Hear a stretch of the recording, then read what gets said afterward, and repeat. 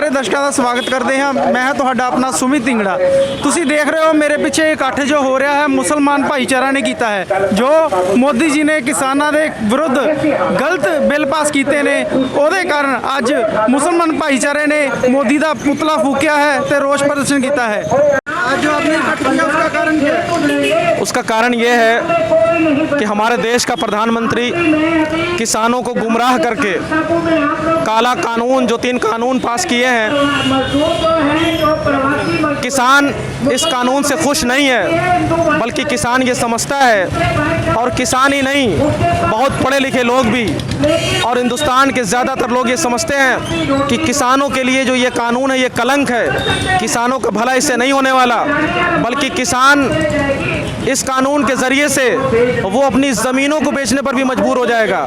और इस बात की कोई गारंटी नहीं कि किसानों का जो अनाज है वो गवर्नमेंट आज के टाइम में जैसा वो बिक रहा है इस तरीके से बिके, मुश्किल है। और इसीलिए हम चाह रहे हैं कि किसान जब वहाँ ठंड में बॉर्डर पर पड़े हुए हैं तो किसानों का साथ देने के लिए हम यहाँ पर इकट्ठा हुए हैं। और हम लोगों से ये उम्मीद करते हैं कि हर आदमी ये जानता है कि किसानों की वजह से ही आज हमारा पेट भर रहा है, बल्कि पूरे हिंदुस्तान का पेट भर रहा है। तो हम चाहेंगे कि सारा हिंदुस्तान एक हो जाए और वो किसानों से कंधे से कंधा मिलाकर किसानों का साथ दे, ताकि बीजेपी की गवर्नमेंट नरेंद्र मोदी इस बात पर मजबूर हो जाए कि जब किसानों को यह कानून पसंद नहीं, किसी को यह कानून पसंद नहीं है मोदी कैबिनेट के अलावा, तो इस कानून को वापस लिया जाए। हम इसी मकसद से यहाँ इकट्ठा हुए हैं। आपका नाम?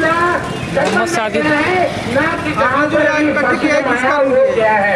ये ऐसा है कि हम लोग यहाँ पे इकट्ठे इसलिए हुए हैं कि जो मोदी गवर्नमेंट जो है कानून लेके आई है किसानों के खिलाफ, जो है वो कानून में बहुत सी खामियां हैं, बहुत सी गलतियां हैं, बहुत सी बुराइयां हैं। उससे क्या होगा कि किसान जो है वो दिन पे दिन कमज़ोर होता जाएगा। अभी 1-2 साल में लोगों को समझ में नहीं आने वाला है।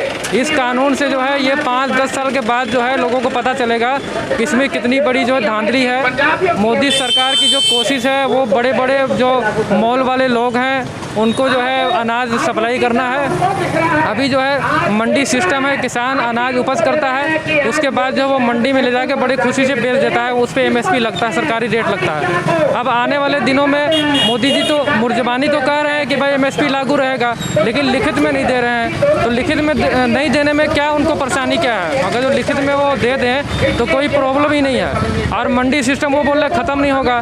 जब मंडी सिस्टम ख़त्म नहीं होगा, MSP लागू रहेगा, तो ये जो नया कानून है इसकी तो कोई ज़रूरत ही नहीं है। जो पहले से कानून चल रहा है वो सही है। अब इसमें ये क्या है कि अगर जो कोई एक बिजनेसमैन, कोई अडानी अंबानी या कोई और भी बिजनेसमैन किसानों से अनाज खरीद लेता है और वो पेमेंट नहीं करता है, तो वो जो किसान है वो सिर्फ SDM के पास जा सकता है, वो कोर्ट में केस नहीं कर सकता है।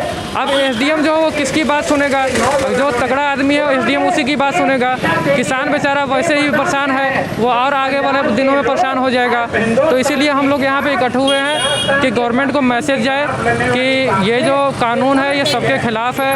वो किसान के खिलाफ तो है ही है, ये आम पब्लिक के खिलाफ भी है। जब किसान के अनाज जो है वो स्टॉक हो जाएगा, आने वाले दिनों में वो मन मर्जी से बेचेंगे, तो जो है सबको परेशानी है। इसलिए हम लोग यहाँ पे इकट्ठे हुए हैं कि गवर्नमेंट को मैसेज जाए कि आप ये कानून जो है वापस लो, ये किसी के हित में नहीं है। Thank you. मुसलमान भाईचारा किसानों के साथ है? जी, मुस्लिम भाईचारा बिल्कुल 100% हम किसानों के साथ है। हम कंधे से कंधा मिलाकर चलेंगे। जिस तरह की भी ज़रूरत पड़ेगी जान की, माल की, वो हम देने के लिए तैयार हैं।